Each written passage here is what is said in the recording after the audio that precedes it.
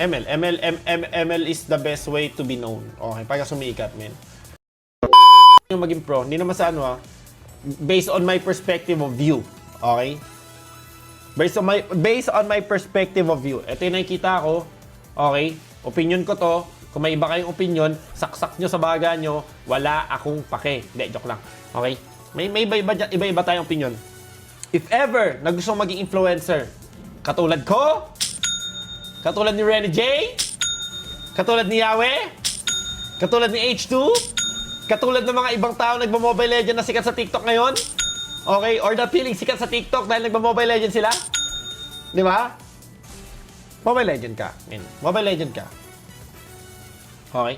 Pero if ever gusto mo maging pro player, katulad ni Carl, katulad ni Sanji, katulad ni Kelra, di ba? Yon, Honor of Kings ka, guys. Legit. Kasi may qualifier doon, men. May qualifier doon. Ikaw na gusto mong tumesting kasama mga kaibigan mo, men, may chance kayo doon. Legit. Ayan honest opinion ko lang, guys. Honest opinion ko lang. Basta sabi nyo, bias. Walang bias doon. Ba't di mo binanggit si Sanford? Di mo alam kasi kay Sanford. Si Sanford kasi, nanggaling sa amin. May halong influencer at saka pro player. Okay? Siya yung mix. Siya yung pagkasi at tinatawag natin the new breed. Diba? Hindi, pero legit guys, if ever na gusto nyo maging influencer for the time being, gusto nyo madaling sumikat, madali ang sikatan, tapos may talent kayo, okay?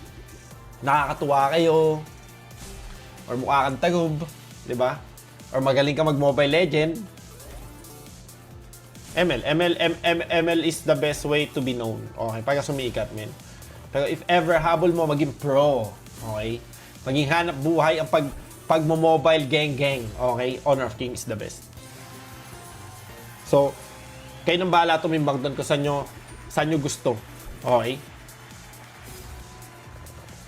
Sa ngayon kasi guys, yung chance nyo makapasok sa pro level ng MPL, yung chance nun pa, sobrang late guys. Sobrang late, promise. Honesty lang honesty sobrang late. Kahit sabi mo mag-champion ka sa MDL, men, tangina ibang level ang MPL sa MDL ng Pilipinas, men. Buti sana ako sa Indonesia.